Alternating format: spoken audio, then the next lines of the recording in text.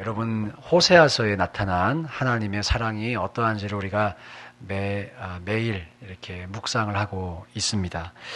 정말 호세아서에 나타난 하나님의 사랑은 우리의 가슴을 저밀게 만드는 사랑인 것 같아요. 우리를 사랑하시되 끝까지 사랑하시고, 또 오늘 본문에 나타난 표현처럼 19절에 내가 내게 장가들어 영원히 살되 이렇게 표현되어 있죠. 영원한 사랑입니다. 영원한 사랑이고요.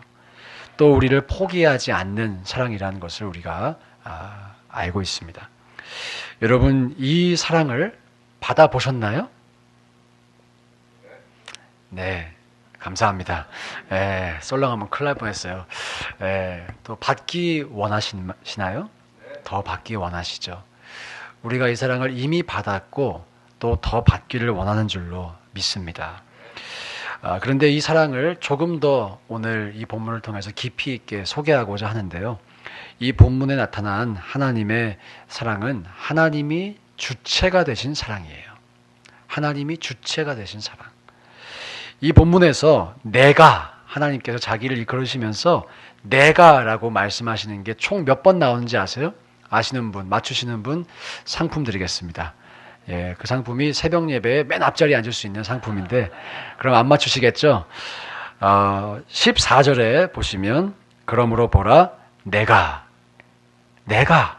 또 17절에 내가, 또 18절에 내가, 그날에는 내가, 19절에 내가, 21절에 또 내가 응답하리라, 마지막 23절에 내가. 6번 나와요. 6번 나오는데 이 표현들을 우리가 가만히 생각해 보면 하나님께서 지금 다짐하시는 거예요. 맹세하시는 거예요. 약속하시는 거예요. 내가 너희를 사랑할 거야. 내가 너희에게 장가들 거야. 라고 약속하십니다. 근데 이 본문의 배경을 우리가 새벽 예배 때 한번 살펴봤죠. 지금 이스라엘 백성이 하나님과 관계가 좋습니까? 나쁩니까? 나빠요. 죄를 졌어요. 그리고 이 죄의 싹은 심판입니다. 하나님은 거룩하신 분이시기 때문에 그냥 그 죄를 눈 감아 주실 수 없어요. 반드시 심판하셔야 돼요. 그것이 하나님의 속성인데 그 심판이 아직 일어나지도 않았어요. 이스라엘 백성에게. 그런데 아직 심판이 오지도 않은 그 시간에, 그 시점에 내가 너희에게 장가될 거야. 내가 너희를 사랑할 거야. 영원히 포기하지 않을 거야. 라고 말씀하시는 거예요. 이거는 마치 패를 다 보여주는 거랑 똑같아요. 그쵸? 심판을 해서 때려서 너 말 잘 들을 거야? 안 들을 거야? 이렇게 해서 말을 들으면 사랑해주고 안 들으면 계속 심판해야지. 그렇게 우리가 생각할 수도 있는데 하나님은 지금 패를 다 까고 다 보여주시고 우리에게 말씀하시는 거예요. 내가 너희를 끝까지 사랑할 거라고 약속하고 계십니다. 하나님께서 주체가 되셔서 주님이 올해 우리 표어로 따지면 주어가 되셔서 내가 너희를 사랑할 거야 라고 말씀하십니다. 성경에 또 다른 구절이 있죠. 사랑은 여기 있으니 하나님께서 우리를 먼저 사랑하신 것이다. 우리가 먼저 하나님을 사랑한 것이 아니라 하나님께서 우리를 먼저 사랑하셨다. 그것이 사랑이다. 여러분, 우리 중에 우리가 먼저 하나님을 찾아간 사람 아무도 없습니다. 하나님이 우리를 찾아온 것이죠. 하나님이 우리가 요청하지도 않았던 예수 그리스도를 우리에게 보내주신 것이죠. 그래서 보내달라고 기도하신 분 계세요? 불가능하죠, 시간적으로. 그건 상상도 못하는 일이었죠. 아들을 달라는 기도. 누가 상상이나 했겠어요? 하나님께서 먼저 결정하신 거예요. 내가 먼저 사랑할게. 내가 너희를 영원히 포기하지 않을게. 라고 말씀을 하신 것입니다. 여러분, 이게 성경이 증거하는 하나님의 사랑이에요. 믿으시죠? 이 사랑을 받으셨죠? 하나님께서 나를 먼저 찾아오신 사랑. 사실 우리가 신앙생활 하시면서 하나님을 오해할 때가 많아요. 그리고 오해하면 대부분의 경우 이렇게 반응하십니다. 나 삐졌어요. 나 삐졌어요, 하나님. 내 기도에도 응답 안 해주고 그러면서 예배 드릴 때도 땅을 쳐다보고 있고 앞을 안 보고 하나님께 삐져요. 근데 정말 우리가 하나님을 알면 그런 일이 일어날 수가 없어요. 주님은 우리를 먼저 찾아오셨습니다. 그리고 앞으로도 영원히 이러한 속성의 사랑을 베풀어 주시겠다라고 약속하셨어요. 이해가 되시죠? 예수를 믿은 이후에도, 우리가 하나님의 백성이 된 이후에도 여전히 이러한 사랑으로 우리에게 찾아와 주시고 말씀해 주신다는 것이에요. 그래서 심지어 우리가 삐져 있어도 주님이 먼저 와서 우리를 달래주시죠. 그렇죠. 사실 이거는 좀 주님께는 좀 unreasonable한 일이에요. 아니 자기가 먼저 오해놓고 자기가 삐졌어요. 여러분도 입장 바꿔 생각해 보세요. 근데 먼저 찾아가서 그 사람의 마음을 다독여주고 또 오해를 풀어주는 사랑.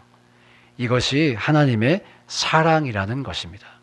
예수를 믿기 전에도 예수를 믿은 이후에도 하나님은 이러한 사랑을 우리에게 약속해 주셨어요. 그리고 나를 믿으면 이 사랑을 너희가 경험하게 될 거야 라고 말씀해 주셨어요. 자, 그래서 여러분이 이 사랑을 지금 가지고 계신지, 소유하고 계신지, 경험하셨는지 한번 스스로에게 질문해 보시기 바랍니다. 여러분이 정말 하나님을 만났다는 것은, 정말 예수를 믿는다는 것은 이 사랑의 감격을 소유한 것입니다. 이 사랑으로 가슴이 저미어 오는 거예요. 감동하는 거예요. 눈물도 흘려보는 거예요. 기뻐해 보기도 하는 거예요. 여러분 그런 경험이 있으신가요? 네, 대답 안 하셔도 돼요. 지금은 진지한 질문이니까 억지로 분위기상 하실 필요 없어요. 정말 여러분 이런 경험이 있으십니까? 그것이 신앙생활이에요. 하나님과 우리가 사랑의 관계를 회복하고 사랑을 나누는 것, 그것이 신앙생활이에요. 지금 아마 저기 한 분이 통역하고 계신 것 같아요. 제가 말을 조금 느리게 합니다. 원고가 지금 없어서 너무 감사해요. 할렐루야, 사랑합니다. 여러분 이 경험을 우리가 소유해야 합니다. 그러면 어떻게 소유할 수 있을까요? 어떻게? 한 40일 금식은 해야 이 사랑을 좀 받을 수 있겠죠? 특별한 사랑이니까. 어떠세요? 그럼 저도 못 받아요. 아직 40일 금식 못했어요. 맥시멈 한 게 일주일이었나 그렇습니다. 어떻게 하면 이 사랑을 받을 수 있을까요? 예배를 빠지지 않으면 받을 수 있을까요? 빠지지 않으면 뭐 받을 수도 있는 또 다른 조건이 되겠죠. 아니면 헌금을 많이 하면 받을 수 있을까요? 받을 수 있는 방법은 딱 한 가지입니다. 믿는 것이에요. 받아들이는 거예요. 저희가 요즘에 LMC를 진행하는데요. LMC 들으셨던 분들 복습 한번 합시다. 지금 들으시는 분들은 따끈따끈하게 들으셨으니까 괜찮고, 여러분 우리가 은혜의 관점을 갖자고 하잖아요. 은혜의 관점은 어떻게 가질 수 있나요? 1번 믿어서, 2번 경험해서. 뭘까요? 답을 안 하신 여러분 지혜롭습니다. 원래 우리 교회 객관식은 다 마지막 번인데, 하나님의 은혜가 우리에게 임하기 위해서, 그리고 우리가 은혜의 관점을, perspective of grace를 갖기 위해선 성경을 믿어야 돼요. 성경을 믿어야 돼요. 내 경험을 바탕으로 성경을 해석하는 것이 아니라 성경으로 내 인생을 해석해야 됩니다. 그래야만 은혜의 관점으로 내 인생이 해석되기 시작해요. 이거 안 되겠네. 한 번 더 들으셔야겠네, LMC를 다들. 하나님의 사랑을 받아들이는 원리도 마찬가지입니다. 어떤 분들은 이렇게 고백하실지도 모르겠어요. 목사님, 참 듣기 좋은 소리입니다. 하나님께서 나를 영원히 사랑하시고 먼저 찾아와 사랑해 주시고 포기하지 않아 주시고, 이야, it sounds great. 나도 좀 그런 사랑 좀 받아보고 싶네요. 그런데 내 삶은 너무 버겁고 힘들고, 하나님의 사랑이 정말 내 삶에 임했는지 나는 모르겠어요. 정말 그 사랑이 임했으면 나는 왜 이렇게 힘들게 살고 있나요? 왜 내가 그렇게 기도했던 것 아직도 응답이 안 되고 있나요? 아니, 주님이 그렇게 놀라운 사랑으로 나를 사랑하셨으면 이런 일들이 지금까지 일어났어야죠. 또 저런 일들은 일어나지 않았어야죠. 왜 그런데 그런 일들은 일어났고 저런 일들은 안 일어났나요? 그렇게 우리가 질문할 수도 있죠. 충분히 공감합니다. 충분히 이해해요. 어쩌면 지금도 여러분들이 거친 파도 날 향해 와도 주와 함께 날아오르리, 이 찬양이 은혜가 되는 까닭은 하나님을 믿는 지금 이 순간에도 내 인생에 풍랑과 파도가 있기 때문이겠죠. 여러분, 그런데 그렇게 하나님의 사랑이 내 인생에 발견되지 않으셔도 한번 이렇게 결단해 보세요. 지금부터 믿기로 결단해 보세요. 오늘부터 하나님의 사랑을 받아들이기로 결단해 보세요. 그것이 시작입니다. 참고로 이 시작을 하지 않으면 5년이 지나도 10년이 지나도 여러분은 똑같은 생각의 패턴을 가지고 고치지 않으실 수 있어요. 제가 달라스에서 청년사회 갈 때 한 자매의 삶 속에 하나님께서 정말 폭포수 같은 은혜를 부어주시는 것을 목격한 적이 있어요. 불과 한 6개월 정도 동안, 미국 사회에서 경험하는 여러 가지 아픔들이 있죠. 신분의 아픔, 직장의 아픔, 가정의 아픔, 그런 게 정말 순식간에 6개월 만에 해결되더라고요. 영주권도 턱 나오고 배우자도 턱 생기고, 이야, 이렇게 빨리 하나님이 역사도 하시나? 그런 경험을 한 적이 있어요. 근데 그 자매가 저를 찾아와서 함께 기도를 하는 가운데 이런 말을 하더라고요. 하나님이 어디 계신지 안 보인다고. 응답을 다 받아놓고 지금 응답을 다 받았어요. 그래 놓고 하나님께서 나를 사랑하시는지 잘 모르겠다는 거예요. 제가 그때 조금 담대하게 권면하였습니다. 누구누구 자매님, 내가 볼 때 자매님은 하나님을 원망하기로 결정한 사람 같아요. 지금 자매님 가운데 있는 생각의 패턴이 있어요. 여전히 원망하고 여전히 불평하고 늘 나는 피해자고 늘 나는 받은 것이 없고 늘 다른 사람과 비교하며 내 삶을 불평하는 그 생각의 패턴이 있어요. 그 생각의 패턴을 가지고 있는 한 당신은 앞으로도 불행할 것입니다. 아무리 많은 은혜를 받아도, 아무리 많은 기도 응답을 받아도 그 생각의 패턴이 있는 한 당신의 삶에 은혜가 풍성하다는 고백하기가 힘들 것입니다. 제가 사실 그런 것만 하면서도 가슴이 쿵쾅쿵쾅할까요? 안 그럴까요? 삐져서 또 떠나면 어떡해. 교회 떠나는 건 괜찮지만 예수님을 떠나면 안 되잖아요. 다행히 그 자매가 받아들였어요. 인정했어요. 자신의 삶에 응답된 것도 경험했지만 성경이 이렇게 말씀하시는 하나님이 정말 이런 하나님인데 내가 이 하나님을 받아들이지 않고 있었구나. 계속해서 원망하는 그 패턴이 하나님이 어떤 분이신지를 받아들이는 것을 방해하고 있었구나라고 인정하게 됐어요. 그리고 그 생각의 패턴이 변화되기 시작하였습니다. 하루아침엔 안 되더라고요. 우리 왜 몸의 자세도 하루아침에 안 변합니다, 여러분. 근육이 이게 풀어져야 변한대요. 신앙의 자세도 마찬가지인 것 같아요. 사랑하는 여러분, 오늘 이 밤을 시작으로 여러분의 신앙의 자세가 변화되시기를 축복합니다. 혹시 여러분의 마음속에 하나님 어디 계세요? 주님 정말 나를 사랑하세요? 정말 성경이 말씀하는 그 하나님 진짜 그 사랑으로 나를 사랑하세요? 의문과 질문이 있으시다면 어떻게 해요? 오늘부터 믿어보자. 지금부터 그렇게 받아들여보자. 그렇게 고백해보자. 영적인 씨름이 있을 것입니다. 사단 마귀는 여러분이 이 고백을 못하도록 여러분의 마음속에 야, 정말 그래? 아니잖아 라고 지금도 속삭이고 있을지 몰라요. 빨리 그 목소리를 뮤트 시키시기를 축복합니다. 우리가 미래를 향해 나아가며 하나님은 이런 분이셔. 내 삶을 축복하기 원하시는 분이셔. 나를 찾아오는 분이셔. 앞으로도 나를 사랑하실 분이셔. 라고 고백할 수 있기를 주의 이름으로 축원드립니다. 자, 이것이 하나님의 사랑이에요. 이것이 하나님의 사랑의 깊이입니다. 넓이입니다. 높이입니다. 그리고 하나님이 이렇게 우리를 사랑해 주셨는데 그러면 우리는 이 하나님을 어떻게 사랑해야 될까?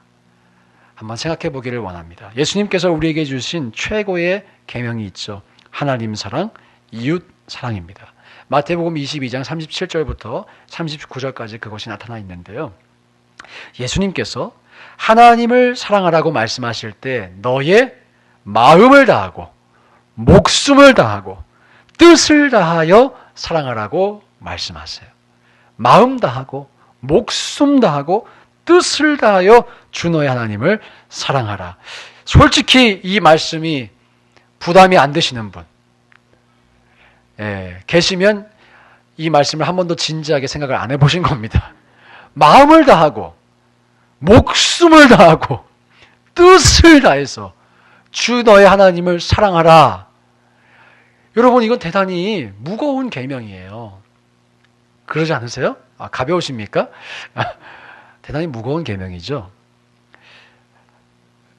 근데 이것을 가볍게 하는 비결이 있습니다.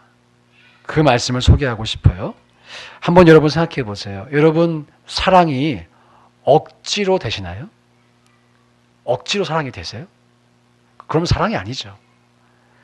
그래 결심했어 하고 막 사랑이 되세요? 목숨을 걸고 지금 사랑해야 되는데 그래 내가 이 약 물고 하나님을 목숨 걸고 사랑해봐야지. 이게 될까요 그게?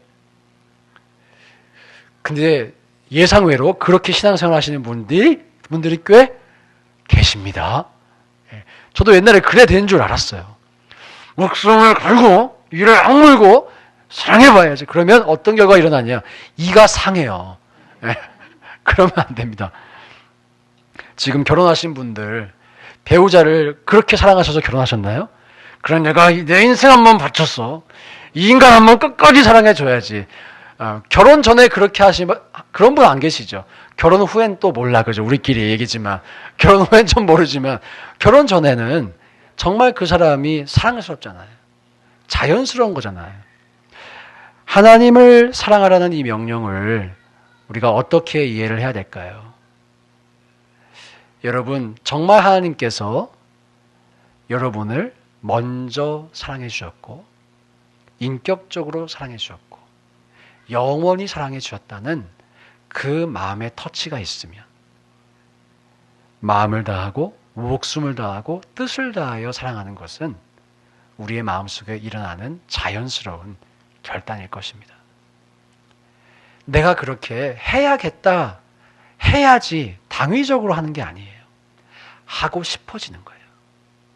하고 싶어지는 거예요. 그러한 변화가 있느냐는 것입니다. 예수님께서 이것이 가장 큰 계명이라고 말씀을 분명히 하셨는데 여러분들이 이 가장 큰 계명을 반드시 지켜야만 하는 이 계명을 정말 지킬 수 있는 원리대로 신앙생활을 지금 하고 계시냐는 거예요. 이것이 심각한 질문입니다. 정말 중요한 질문입니다. 우리 교회는 이 약 묻는 분이 없으시길 축복합니다. 이빨이 건강하시길 축복합니다. 정말 우리에게 베풀어 주신 하나님의 사랑의 깊이를 알 때, 그것에 감격하게 될 때, 감사하게 될 때, 이 일은 자연스럽게 나타나는 결과라는 것이죠. 결과예요, 결과. 그래서 어게인 하나님의 사랑을 믿어야 합니다. 성경을 믿으셔야 돼요. 성경에서 이렇게 하나님이 우리를 사랑하신다고 하셨잖아. 나를 이렇게 사랑하신다고 하시잖아. 그래, 내가 이것을 믿어보자. 내 삶의 경험은, 내 지나간 과거는 그것과 반대된다고 내가 생각할지라도 도저히 성경이 말하는 사랑과 내 인생이 핏이 안 되고 플러그인이 안 될지라도 믿어보는 거예요. 앞으로는 달라질지 몰라 라고 기대를 가져보는 거예요. 하나님께 기회를 드려보는 거예요. 그렇게 우리가 결단하면 놀라운 변화가 일어나는데 나의 과거도 재해석되기 시작합니다. 정말 그렇습니다. 그래서 우리 LMC 하셨던 분들, 은혜의 관점으로 과거를 어떻게 하자 그랬어요? 재해석하자. 그리고 재해석이 되면 미래가 어떻게 돼요? 재설계되자. 야, 이거 제 목회 철학인데. 감사합니다, 윤희 집사님. 예. 이거 모르시는 분들 다시 재수강하세요.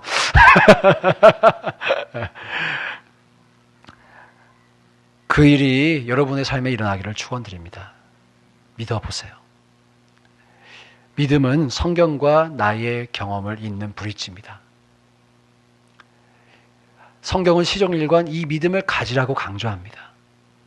하나님께서 우리에게 모든 것을 해주셨죠. 모든 것을 이루어 주셨죠. 구원을 선물로 베풀어 주셨죠. 근데 우리가 딱 하나 해야 될 것. 그럼에도 불구하고 우리가 해야 할 것 한 가지 있다면 그것이 뭐예요? 믿는 거예요. 믿어야 돼요. 받아들이셔야 돼요. 사랑하는 여러분, 오늘 이 본문을 읽으시면서 19절과 20절 한 번 더 읽어볼까요? 시작! 내가 내게 장가들어 영원히 살되 공의와 정의와 은총과 긍휼이 여김으로 내게 장가들며 진실함으로 내게 장가들리니 내가 여호와를 알리라. 여러분, 이 말씀을 읽으시면서 마음이 뭉클하셔야 정상입니다. 정말이에요. 이 마음이 뭉클하셔야 됩니다. 아, 하나님께서 내가 아직 죄인 되었을 때 호세아의 비유에 따르면 내가 마치, 이런 표현에서 죄송합니다만, 마치 창기와 같이 더러운 사람임에도 불구하고 나에게 장가를 드신대. 내가 세상을 사랑하고 세상과 버타여 지내고 하나님을 떠난 것처럼 살 그때에도 나를 사랑하신대. 야, 이거를 깨달으면 마음에 감동이 있죠. 어떻게 감동이 없을 수가 있겠어요? 그리고 이 사랑을 우리가 받아들이면 자연스럽게 하나님을 사랑하게 된다는 거예요. 그 하나님의 수준에 맞게 주님을 사랑하게 된다는 거예요. 제가 이제 군생활을 시작하면서 군대 입대해서 훈련을 받고 있을 때였어요. 12주 동안 장교로 훈련을 받고 있었는데 우리 사모님이 저를 사랑하셔서 편지를 어마어마하게 보내주셨습니다. 그 장교 교육을 받을 때 6주 동안은 외부와 접촉을 전혀 못해요. 편지도 못 쓰고 그 전화 통화도 못하고 전혀 할 수가 없어요. 정말 특별한 위급 상황이 아닌 이상. 6주가 끝나고 지금까지 모아놨던 편지를 한 번에 나눠줬어요. 근데 그때 제가 소대에서 편지를 제일 많이 받았어요. 이상은 후보생 하다가 야, 그냥 너 나와서 다 가져가. 이따만큼 진짜 가져왔어요. 이따만큼. 야, 그 편지를 읽으며 혼자 화장실에서 얼마나 가슴에 감동을 많이 받았던지 그때 결심했죠. 이 여자랑 결혼하리라. 평생 사랑하리라. 이악 물지 않았습니다. 마음에 자연스럽게 나오는 거죠. 예. 저도 열심히 답장했어요. 근데 쓸 수 있는 한계가 있어요. 군대에서 내보낼 수 있는 한계가 있어서 다 보내진 못했지만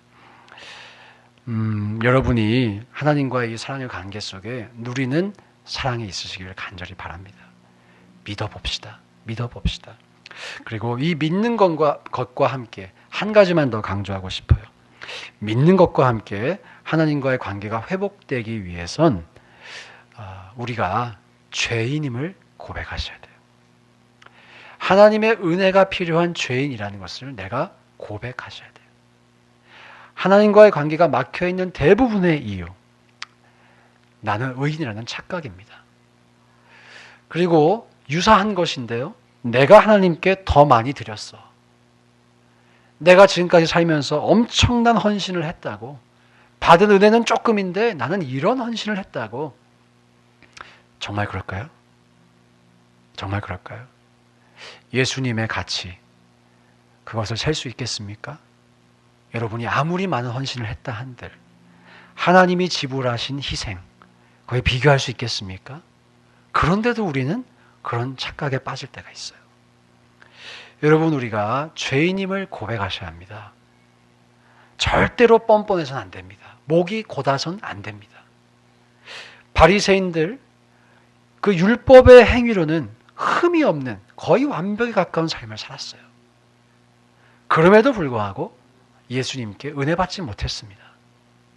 반면에 죄인들, 세리들, 그 당시에 정말 어떻게 인간이 저렇게 살아? 어떻게 사람의 양심을 가지고 저런 식으로 살 수 있어? 라고 손가락질을 받던 그 사람들은 예수님의 은혜를 입었어요. 무엇이 결정적인 차이입니까? 율법의 행위로 외부적인 것으로 보면 비교가 안 되죠, 두 그룹이. 바리새인들이 훨씬 거룩하죠. 그러나 결정적인 차이 한 가지. 나는 죄인입니다. 그 고백이 있느냐 없느냐인 거예요. 여러분들이 신앙생활을 아무리 열심히 하고 아무리 큰 헌신을 하고 아무리 공로가 크다고 해도 결정적인 고백, 주님, 나는 주님의 죄인이 필요한, 은혜가 필요한 죄인입니다.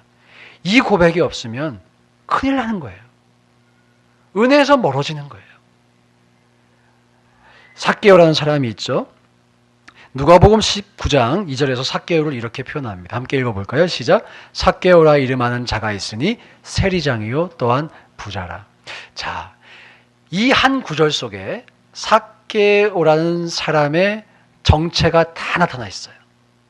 삭개오가 세리장이었어요.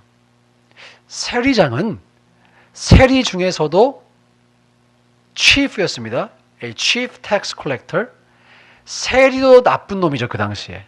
유대인들의 피를 빨아서 로마의 세금을 내는 매국노였습니다. 그 중에서도 왕이었어요.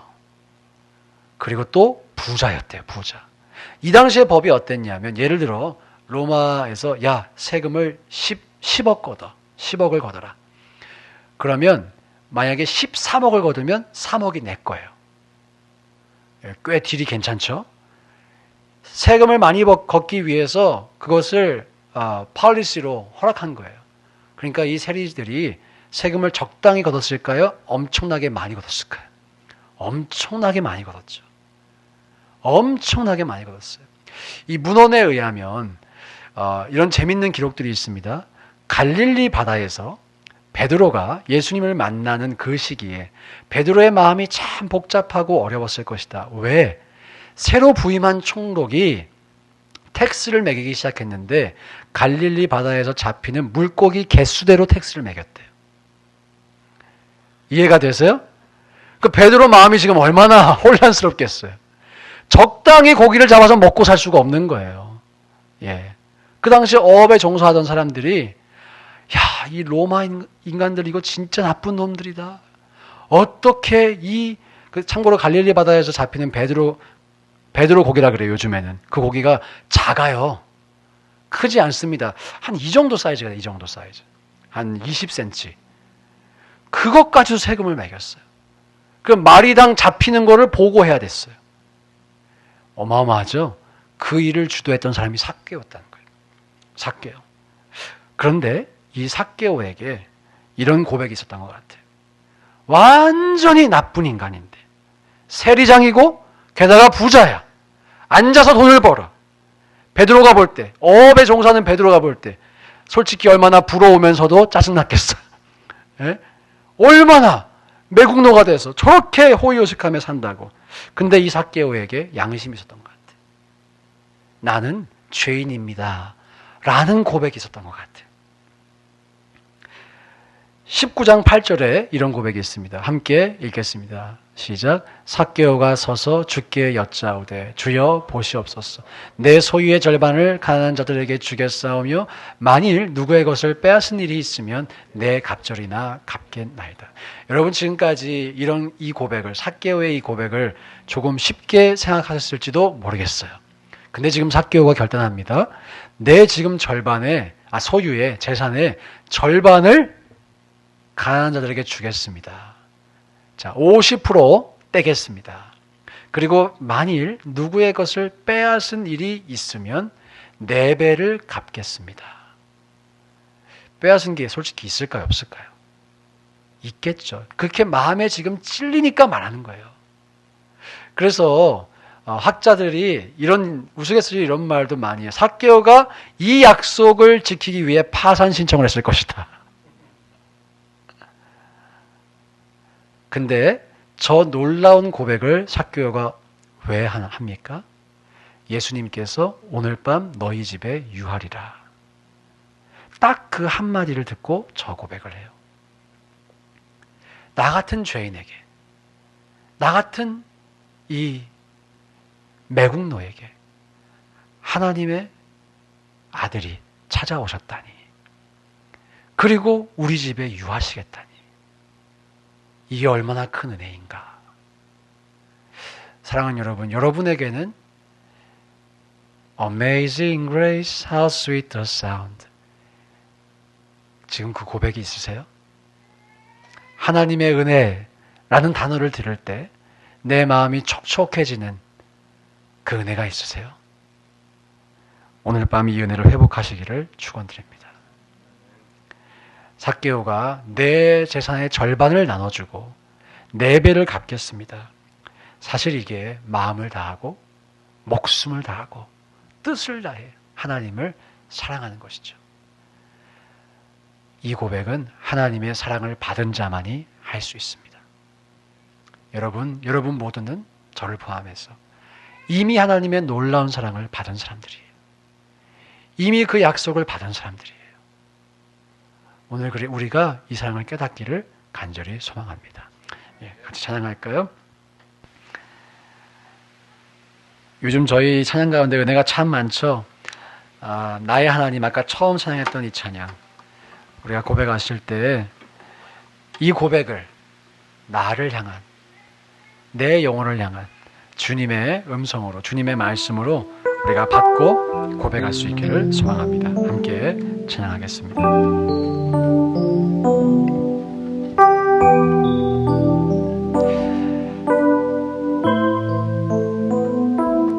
우리 중 그 누구도 이 하나님의 사랑에서 제외되는 사람 없기를 바라고, 우리 모두가 이 사랑을 누리기를 간절히 소망합니다. 함께 고백합니다. 나의 사랑. 나의 사랑, 너는 어여쁘고 참 귀하다. 어느 보석보다 귀하다. 내가 사랑스럽지 않을 때 너를 온전히 사랑하고 너와 함께하려 내가 왔노라.